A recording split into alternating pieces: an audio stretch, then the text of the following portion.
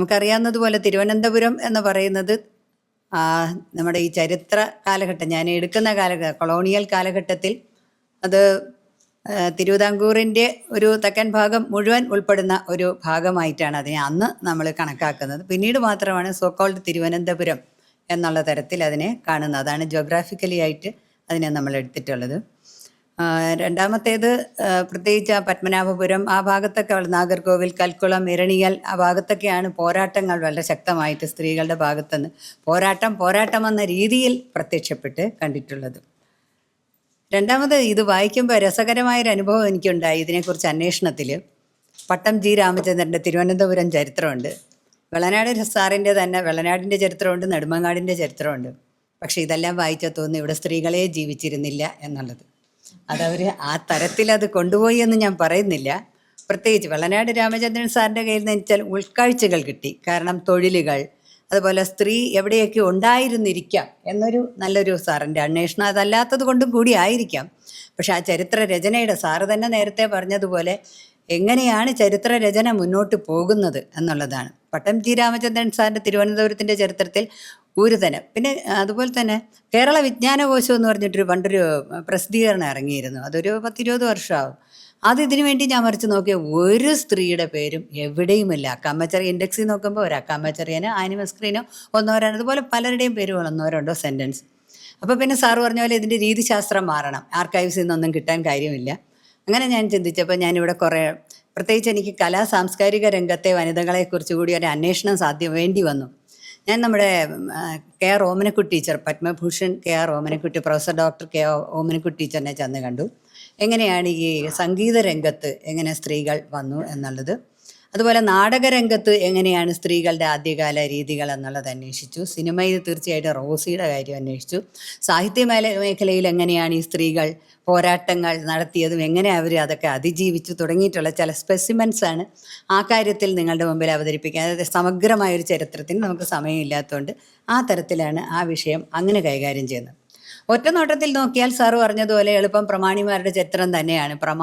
പ്രമാണപ്പെട്ട വനിതകൾ ധാരാളമായിട്ട് നമുക്ക് പ്രാമാണ്യമുള്ള വനിതകൾ, ഭരണാധികാരികൾ നമുക്ക് തന്നെ അറിയാവുന്നതുപോലെ. അത് ആദ്യത്തെ ഞാൻ എടുത്തത് എല്ലാം തന്നെ ഒരു സൂചകങ്ങളായി മാത്രമേ നമ്മളിതിൽ തരുന്നുള്ളൂ. എങ്ങനെയാണ് സ്ത്രീ പോരാട്ടങ്ങൾ അല്ലെങ്കിൽ എന്തായിരുന്നു അക്കാലത്തെ സ്ത്രീകളുടെ പ്രശ്നങ്ങളെന്നറിയാൻ ഭരണാധികാരികളെയാണ് ആദ്യം നമ്മൾ എടുത്തിട്ടുള്ളത്.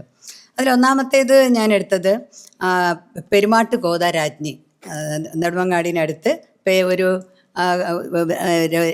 പുലയ സമുദായത്തിൻ്റെ ഒരു രാജകീയ വംശം തന്നെ ഉണ്ടായിരുന്നു. അവർക്ക് തിരുവിതാംകൂർ രാജവംശവുമായിട്ട് അവർക്ക് ചില ബന്ധങ്ങളുണ്ടായിരുന്നു. അപ്പം അവരെക്കുറിച്ച് ഡീറ്റെയിൽസ് ആയിട്ടൊന്നും ഞാൻ പറയുന്നില്ല, അതിനുള്ള നമുക്ക് സമയമില്ലാത്തത് കൊണ്ട്. പെരുമാട്ട് കോത രാജ്ഞി എന്ന് പറയുന്ന THP ചെന്താരശ്ശേരി ഒരു പുസ്തകം എഴുതിയിട്ടുണ്ട്, അവഗണിക്കപ്പെട്ട ഏടുകൾ. അതിൽ അദ്ദേഹം ഒരു സംഭവം പരാമർശിക്കുന്നുണ്ട്. അവിടെ ഈ രാജ്ഞിയുടെ മകൾക്ക് തിരണ്ട് കല്യാണം നടന്നു. അപ്പോൾ അതിന് പിന്നെ അവിടെയുള്ള പ്രമാണിമാർ സഹകരിക്കുന്നില്ല. അപ്പോൾ അവരൊരു തീട്ടൂരം ഇറക്കി. അവർ പറഞ്ഞ് പുല്ലോടെ പുരയോടെ കരയോടെ കത്തിച്ചു കളയും ഈ കന്യകയുടെ ഇതിന് പങ്കെടുത്തില്ലെങ്കിൽ എന്ന് പറഞ്ഞപ്പോൾ തമ്പിമാരെല്ലാം കൂടി വന്നു. അങ്ങനെ ഒരു പെൺകുട്ടിയെക്കുറിച്ച് പറയുന്നു. അത് കഴിഞ്ഞിട്ട് ഈ പെൺകുട്ടിയെക്കുറിച്ച് നമ്മൾ കേൾക്കുന്നത് എന്താണ്, കുശനായന്മാർ എന്ന് പറഞ്ഞിട്ട് കലം ഉണ്ടാക്കുന്ന ഒരു വിഭാഗം ഉണ്ടായിരുന്നു. അവരിവിടെ വന്ന് കലം വിറ്റപ്പോഴേക്കും അതിന് പകരമായിട്ട് നെല്ല് കൊടുത്തു. ആ നെല്ലിൽ അളന്നെടുത്തപ്പോഴേക്കും അതിലൊരു നീണ്ട മുടി കിടന്നു. ആ മുടി ഈ കുശവൻ്റെ ഭാര്യ പറഞ്ഞു, ഇത് ആരുടെ മുടിയായിരിക്കും, ഇത്രയും സൗന്ദര്യമായിരിക്കും. അപ്പം അന്ന് ഒരു സ്ത്രീ ആകർഷണത്തിൻ്റെ കാര്യങ്ങളൊക്കെ ഒരുപാട് ഈ സ്ത്രീ പഠനങ്ങളിൽ നമുക്ക് ഒരുപാട് അതിൽ നിന്ന് ഡിറൈവ് ചെയ്തെടുക്കാനുണ്ട്. അങ്ങനെ അതങ്ങനെ മനസ്സിലാക്കി. പിന്നെ ഈ മുടി തമ്പുരാൻ്റെ കയ്യിലെത്തുന്നു. തമ്പുരാൻ അതൊരു ആറ്റിങ്ങൽ തമ്പുരാൻ്റെ കയ്യിൽ അതൊരു ചെപ്പിൽ വെച്ച് സൂക്ഷിക്കുന്നു. അതിനൊടുവിൽ ഈ പെൺകുട്ടിയെ കല്യാണം കഴിച്ചേ തീരുമെന്നായി. അങ്ങനെ അതിൻ്റെ പേരിൽ നമ്മൾ അലാവുദ്ദീൻ ഖിൽജിയുടെ ഒക്കെ കാലത്ത് കേൾക്കുന്നത് പോലെ ഒരു ആക്രമണം തന്നെ ഉണ്ടാകുന്നു. ചുരുക്കത്തിൽ എന്തിന്, ആ കഥയായിരിക്കാം, ചരിത്രമായിരിക്കാം. അവസാനം ആ രാജകുടുംബത്തിൻ്റെ നാശത്തിലാണ് അത് അവസാനിക്കുന്നത്. അവിടെയെല്ലാം അതിനെ നശിപ്പിച്ചു, അവരുടെ ഈ കുട്ടിയെ പത്തായത്തിൽ ഒളിപ്പിച്ചു, അവിടെ നിന്ന് തട്ടിക്കൊണ്ടുപോയി എന്നൊക്കെ പറഞ്ഞിട്ട് ആ രാജ്ഞിയുടെ ഭരണം അങ്ങനെ അവസാനിക്കുന്നു. അതൊരു സൂചനയായിട്ട് മാത്രം ഞാനതെടുക്കുകയാണ്. പിന്നെ നമ്മൾ തിരുവിതാംകൂർ രാജകുടുംബത്തിലേക്ക് വരുമ്പോൾ പ്രധാനമായിട്ടും 2-3 റാണിമാരുടേത്. ഒന്ന് റാണി ഗൗരി ലക്ഷ്മിബായി, 10 മുതൽ അതുപോലെ തന്നെ പിന്നെ 1810 മുതൽ 15 വരെയാണ് ഗൗരി ലക്ഷ്മിബായിയുടെ കാലഘട്ടം. അതിന് തൊട്ട് മുമ്പത്തെ കാലഘട്ടമായിരുന്നു ഉമയമ്മ റാണിയുടെ കാലഘട്ടം. അതും കൂടി നമ്മൾ പറയണം. ഉമയമ്മ റാണി 1677 മുതൽ 1698 വരെ. ഈ കാലഘട്ടമൊക്കെ ഡച്ചുകാരും ഇംഗ്ലീഷുകാരും കൂടി തെക്കൻ കേരളത്തിൽ അല്ലെങ്കിൽ നമ്മുടെ ഈ അഞ്ചുതെങ്ങ് തുടങ്ങിയ പ്രദേശങ്ങളിൽ അവർ അധികാരം സ്ഥാപിക്കാനായിട്ട് തീരപ്രദേശങ്ങളിൽ ഈ ഒരു വനിത എങ്ങനെയാണിത് നേരിട്ടതെന്ന് അവരുടെ ഒരു ചരിത്രം വായിക്കുമ്പോൾ വളരെ ഭംഗിയായിട്ട് നമുക്ക് മനസ്സിലാകുന്നുണ്ട്. വളരെ എതിർപ്പുകളാണ്. സാമന്ത സ്വരൂപങ്ങളിൽ നിന്ന് എതിർപ്പ്, അതുപോലെ തന്നെ ഒരു ഭരണാധികാരി തന്നെ ഇവർക്കെതിരെ മറ്റൊരു ഭരണാധികാരിയെ കൊണ്ടുവന്നിട്ട് ഒരു എതിർപ്പുണ്ടാകുന്നു. ആ കേരളവർമ്മ എന്ന് പറയുന്ന ആ ഭരണാധികാരിയെ സംരക്ഷിക്കാനായിട്ട് എട്ടരയോഗക്കാരും 8 വീട്ടിൽ പിള്ളമാരും ചേരുന്നുണ്ട്. അതിനെ അതിജീവിക്കണം. പിന്നെ അത് കഴിഞ്ഞിട്ട് ഡച്ചുകാരും ഇംഗ്ലീഷുകാരും തമ്മിലുള്ള പോരാട്ടമുണ്ട്. ഇതിനിടയിൽ നാഞ്ചിനാടിൽ മധുരപ്പട കൂടെ വരുന്നുണ്ട്. ഇതെല്ലാം അതിജീവിച്ച് ഇവരുടെ ഭരണകാലം പൂർത്തിയാക്കുന്നതായിട്ടാണ് മനസ്സിലാക്കുന്നത്. അവരുടെ കാലഘട്ടത്തിൽ തന്നെയാണ്. അപ്പോൾ അതിനെക്കുറിച്ച് ഒരു അന്നത്തെ ഒരു വാൻ റീഡ് എന്ന് പറഞ്ഞിട്ട് ഡച്ച് ഗവർണർ ഇവരെക്കുറിച്ചൊരു പരാമർശം നടത്തിയിട്ടുണ്ട്. ഇവരൊരു ആമസോൺ സ്ത്രീയാണ്. പുരുഷന്മാരെ പോലെ പുരുഷ ഗാംഭീര്യമുള്ള, അതുപോലെ തന്നെ അവരുടെ പ്രകൃതം തന്നെ ആണുങ്ങളെ പോലെയാണ്. അതൊരു വലിയ നോട്ട് ദ പോയിന്റാണ്. എന്തെങ്കിലും കഴിവുള്ള ഒരു സ്ത്രീ വന്നാൽ അവരെ പറയണം അവരൊരു സ്ത്രീയല്ല, അവരൊരു പുരുഷനെ പോലെയാണ്. ഏത് കഴിവും ഒരു പുരുഷനിൽ ചാർത്തി കൊടുക്കുന്നത്. ഇന്ന് ജെൻഡർ സ്റ്റഡീസിലൊക്കെ കീറി മുറിച്ച് അതൊക്കെ പൊളിച്ചിട്ട് രാഷ്ട്രീയ ശരികേടിൻ്റെ ഭാഗങ്ങളിലൊക്കെ അതൊക്കെ പോയിട്ടുണ്ട്. അതൊക്കെ ഇങ്ങനെ രസകരമായ ചില ഇൻസൈറ്റ്സ് നമുക്കിതിൽ നിന്ന് ഇവോൾവ് ചെയ്തെടുക്കാൻ പറ്റുന്നുണ്ട് എന്നുള്ളതാണ് എനിക്കതിൽ ശ്രദ്ധിച്ചത്. അവരുടെ കാലഘട്ടത്തിലാണ് അഞ്ചുതെങ്ങിൽ ഇംഗ്ലീഷ് ഫാക്ടറി ഉണ്ടായതും അതുപോലെ തന്നെ പത്മനാഭസ്വാമി ക്ഷേത്രം അഗ്നിക്കിരയാക്കിയതും 47 വർഷം ക്ഷേത്രം അടച്ചിട്ടിരുന്നതും പിന്നെ അതുപോലെ പുലപ്പേടി മണ്ണാപ്പേടി തുടങ്ങിയിട്ടുള്ള സാധനങ്ങൾ നിർത്തലാക്കിയത് 1684 അത് നിർത്തലാക്കിയതും ഒക്കെ ഇവരുടെ കാലഘട്ടത്തിലാണ്. 1698 അവർ മരിച്ചു. പ്രഥമ പെണ്ണരശ് എന്നാണ് ഇവരെ കുറിച്ചിട്ടുള്ള ചരിത്രകാരന്മാർ പറയുന്നത്. അത് കഴിഞ്ഞാണ് റാണി ഗൗരി ലക്ഷ്മിബായി 1810-15. നമുക്കറിയാം മൺറോയാണ് ഇത്. തിരുവനന്തപുരം ഇതിൻ്റെ ചരിത്രത്തിൻ്റെ ഭരണത്തിൻ്റെ സ്ഥിരാകേന്ദ്രമാക്കി മാറ്റിയത് റാണി ഗൗരി ലക്ഷ്മിബായിയാണ് എന്നുള്ളൊരു നേട്ടമുണ്ട്. ഹജൂർ കച്ചേരി കൊണ്ടുവന്നു. പിന്നെ അതുപോലെ കേന്ദ്രീകൃത ഭരണം കൊണ്ടുവന്നു. ധനകാര്യ വകുപ്പ് കൊണ്ടുവന്നു. ഭരണ സ്ഥിരാകേന്ദ്രം തിരുവനന്തപുരമാക്കി.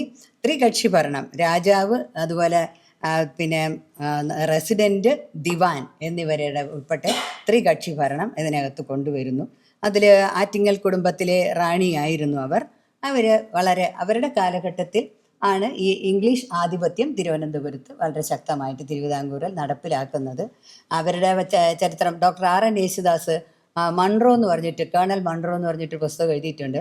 അതിൽ ഈ റാണിയെക്കുറിച്ച് വളരെ നന്നായി പറയും. ആദ്യം ഇവർക്ക് ആഭ്യന്തരമായ പ്രശ്നങ്ങൾ, ഇവരെ റാണിയാക്കിയതിൽ തന്നെ എല്ലാ ഭരണാധികാരികളെ എതിർപ്പ് നേരിടുന്നുണ്ട്. വനിതകൾ അധികമായി നേരിടുന്നുണ്ട്.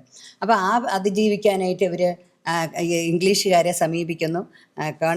മൺറോയെ അവർ എൻ്റെ സഹോദരൻ എന്ന് വിശേഷിപ്പിക്കുന്നുണ്ട്. പക്ഷെ പിന്നൊരു സ്ഥലത്ത് നമ്മൾ വായിക്കുന്നു, എനിക്ക് മാസം തോറും ചിലവിന് 500 രൂപ തരാം എന്ന് പറഞ്ഞല്ലോ, അതിതുവരെ കിട്ടിയിട്ടില്ല. അപ്പം എങ്ങനെയാണ് ഒരു സ്ത്രീയുടെ സ്ട്രഗിള്? അവരൊരു ഭരണാധികാരിയുമാണ്, അതേസമയം ഒരു സാഹചര്യങ്ങൾ അവർ കൊണ്ടുപോകുന്നതിന് നടപ്പിലാക്കിയതും. എങ്കിലും അവർ ഈ കണ്ട ഇത്രയും നേട്ടങ്ങൾ അവരുടെ ഭരണകാലത്തും നടന്നു എന്നുള്ളതാണ്. പിന്നെ കാണുന്ന റാണി ഗൗരി പാർവതിബായിയാണ്. അവരുടെ സമയത്ത് നമുക്കറിയാം, അപ്പോഴാണ് സത്യത്തിൽ മിഷണറിമാർ തിരുവിതാംകൂറിൽ പ്രവർത്തനം ആരംഭിക്കുന്നത്.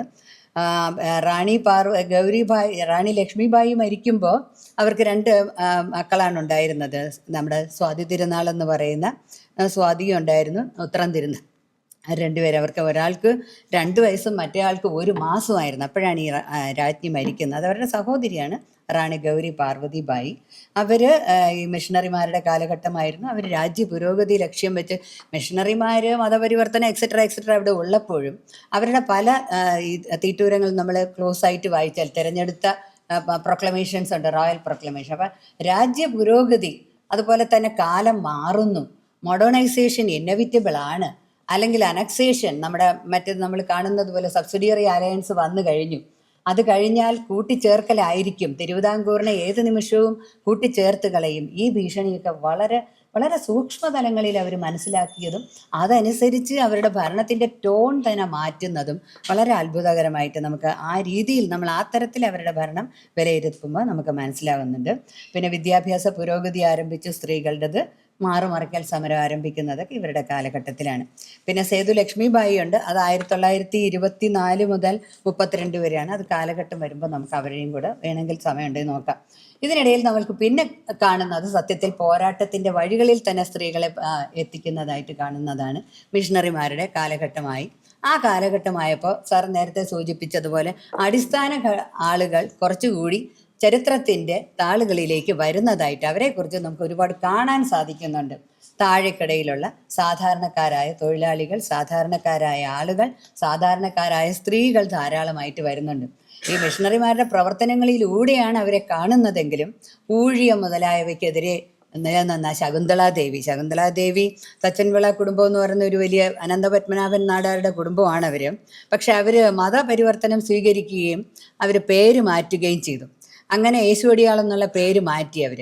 അപ്പം അവർ ഈ ഊഴിയത്തിനെതിരെ ഈ ഒരു പശ്ചാത്തലത്തിൽ അവർ ഊഴിയത്തിനെതിരെ പ്രതികരിക്കുകയും അതിന് അതായിട്ട് അവരെ വളരെയധികം സൈനികർ പോയി അവരെ അവരെ മേൽവസ്ത്രം അവർ ധരിച്ചിരുന്നു. ആ മേൽവസ്ത്രം ഊരിക്കളഞ്ഞു എന്നാണ് അവരെക്കുറിച്ചിട്ടുള്ള ചില ചരിത്രരേഖകൾ എന്ന് നമുക്ക് പറയാമെന്നുള്ള ചില രേഖകളിൽ നിന്ന് എനിക്ക് കിട്ടിയതാണ്.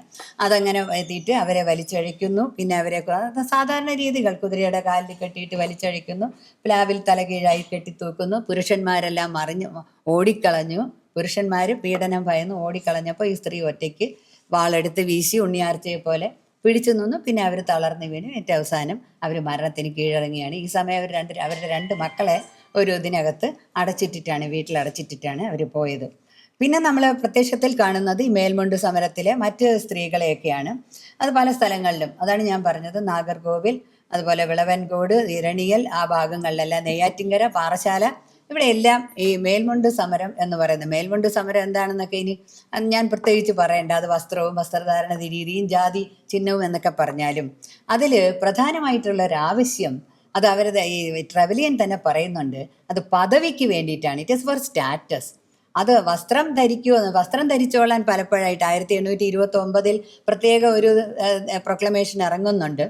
എന്താണെന്ന് വെച്ചാൽ നിങ്ങൾ വസ്ത്രം ധരിച്ചുകൊള്ളൂ, അത് സുറിയാനി ക്രിസ്ത്യാനികൾ ചെയ്യുന്നത് പോലെ ചട്ടയുമാകാം, ജാക്കറ്റാകാം, റൗക്കയാകാം, ജമ്പറാകാം.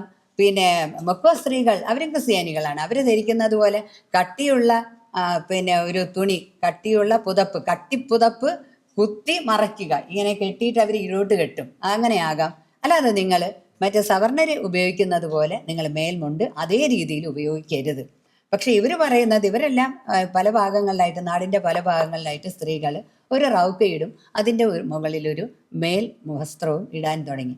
അതാണ് പലപ്പോഴും വലിച്ചു കീറപ്പെടുന്നതും അത് വളരെ വളരെ കലാപങ്ങളിലേക്ക് പോകുന്നതും.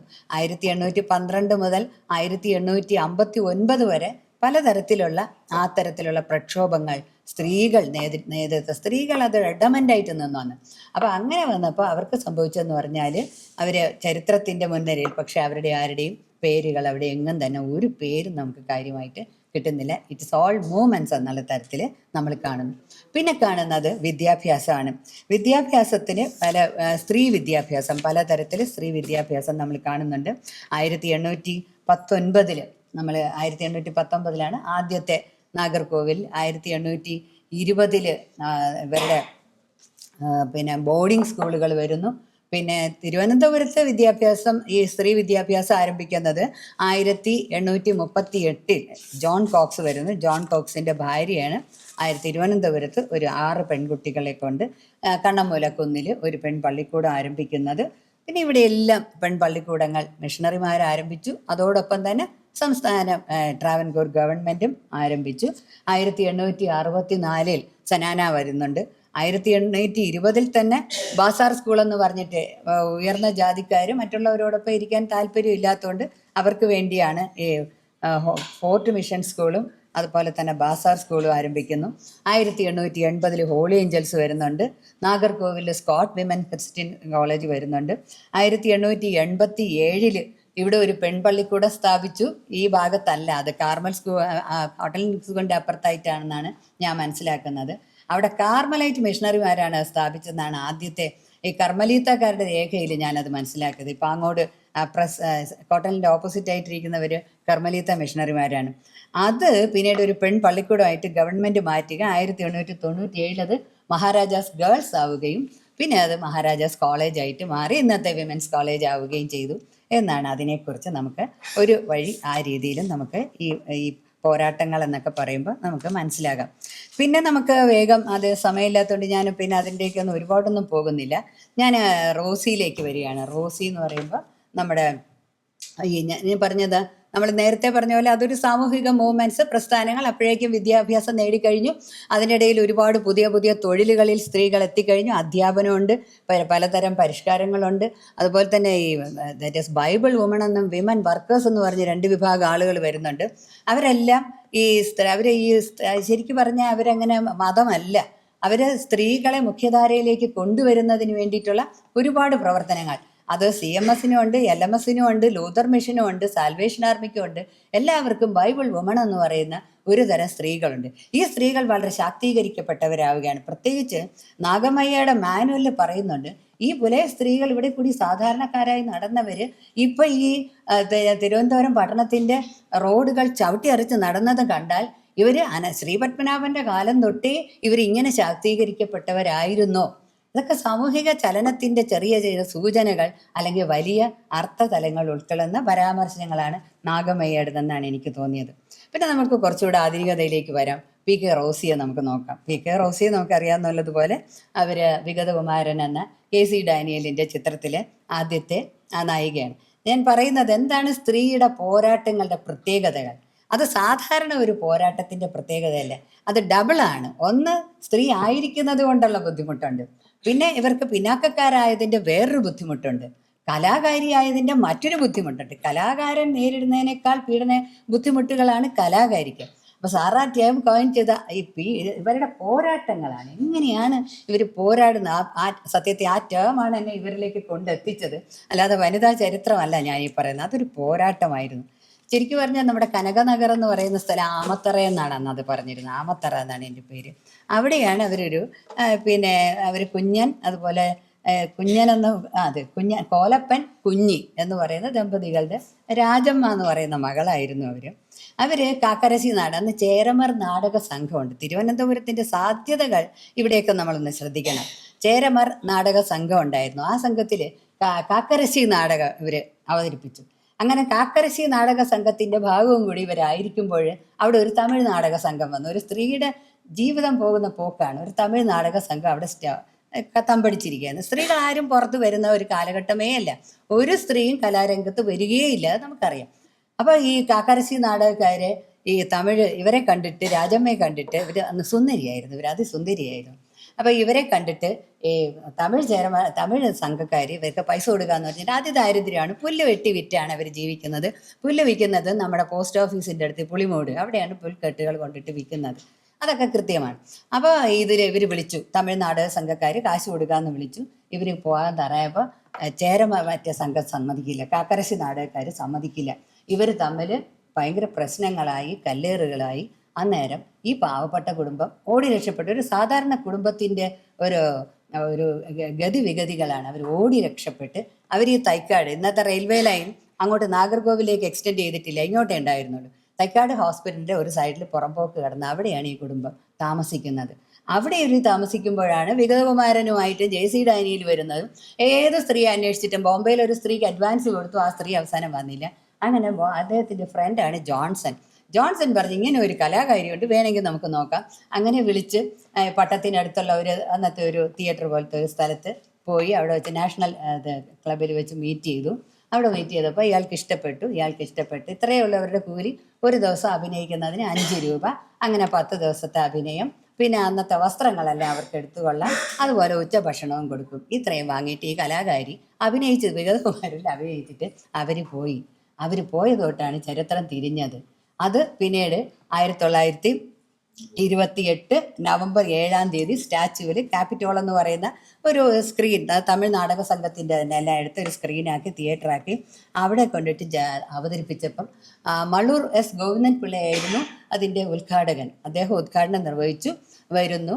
അപ്പോൾ പിന്നെ ഇവരുടെ മുടിയിൽ നിന്നൊരു പൂ എടുത്തിട്ട് അവിടെ ആ ഭാഗം വന്നപ്പോഴാണ് ഓഡിയൻസ് വയലൻ്റ് ആയത്. നായകൻ ഇവരുടെ മുടിയിൽ നിന്ന് ഒരു പൂ എടുത്തിട്ട് ഇങ്ങനെ മണപ്പിക്കുകയോ എന്ത് ചെയ്യുമ്പോൾ ഇത് ഒരു പ്രശ്നമായി. അന്നേരം ആണ് സ്ക്രീൻ എറിയുന്നു, കുത്തി കീറുന്നു, വൻ ബഹളമാകുന്നു. പിന്നെ നമുക്കറിയാവുന്നുള്ളതുപോലെ അന്ന് രാത്രി കഴിഞ്ഞു. അടുത്ത ദിവസം ഇവർ ചന്തയിലേക്ക് പോകുമ്പോൾ ഇവരും അനിയത്തിയും പോകുമ്പോൾ ഇവരെ അവിടെ വെച്ച് ഇവരെ കയ്യേറ്റം ചെയ്യുന്നു. അടുത്ത ദിവസം ഇവരുടെ വീടിന് തീയിടുന്നു, ഓടുന്നു. പിന്നെ വല്ലവിധനവും കേശവപിള്ള ലോറി ഡ്രൈവറിനെ കൈ കാണിച്ച് നിർത്തി കയറി ഇവർ പോയി. ശിഷ്ടകാലം ഇവരാരും അറിയപ്പെടാതെ 1987 മരിക്കുന്നത്, ആരും അറിയപ്പെടാതെ. അതായിരുന്നു ഒരു കലാകാരി. പക്ഷെ മറ്റൊരു കലാകാരി, വിജയിച്ച കലാകാരിയാണ് KPSC സുലോചന. അവർ മാവേലിക്കരയിൽ നിന്ന് തിരുവനന്തപുരത്ത് 3 മിനിറ്റ്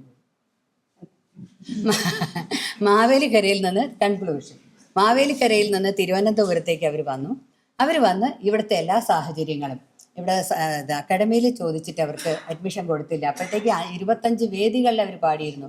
പക്ഷേ അവർക്ക് അന്ന് ബ്രാഹ്മണിക്കൽ അതായിട്ട് അവിടെ അവർക്ക് അഡ്മിഷൻ കിട്ടിയില്ല. പക്ഷേ അവർക്ക് ഇവിടെ വെച്ചിട്ടാണ് അവരുടെ കലാജീവിതം വിടരുന്നത് എന്ന് അവർ എഴുതുന്നുണ്ട്. കലാനിലയം കൃഷ്ണൻ നായരിൽ നിന്നാണ് അന്നത്തെ കാലത്ത് 150 രൂപ അവർ നാടകത്തിന് അഡ്വാൻസ് മേടിച്ചു. അങ്ങനെ പല പല രീതികളിലൂടെ നിങ്ങൾ എന്നെ കമ്മ്യൂണിസ്റ്റ് ആക്കി മുതൽ മന്വന്തരം വരെയുള്ള 10 വലിയ നാടകങ്ങളിൽ ലോകം ആദരിക്കുന്ന വിശ്വകലാകാരി എന്ന് തന്നെ നമുക്ക് അവരെ പറയാം. നമുക്ക് എല്ലാവർക്കും അറിയാം. അവർ തിരുവനന്തപുരത്തിൻ്റെ ഒരു സന്തതി എന്ന് നമുക്ക് പറയാം.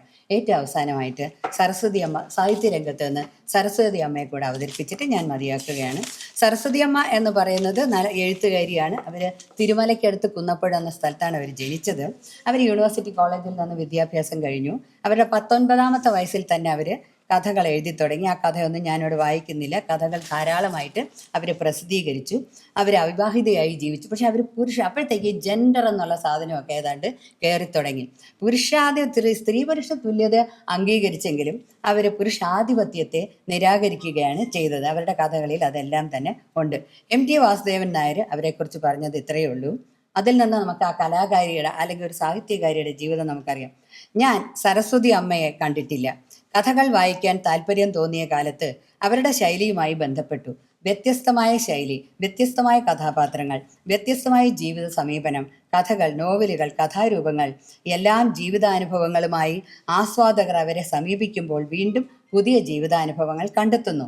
ഏകാന്ത പതികയായ ഈ എഴുത്തുകാരിയെ പറ്റി, അവരുടെ സുദീർഘമായ മൗനത്തെപ്പറ്റി അറിയാൻ ഞാൻ ആഗ്രഹിച്ചിരുന്നു.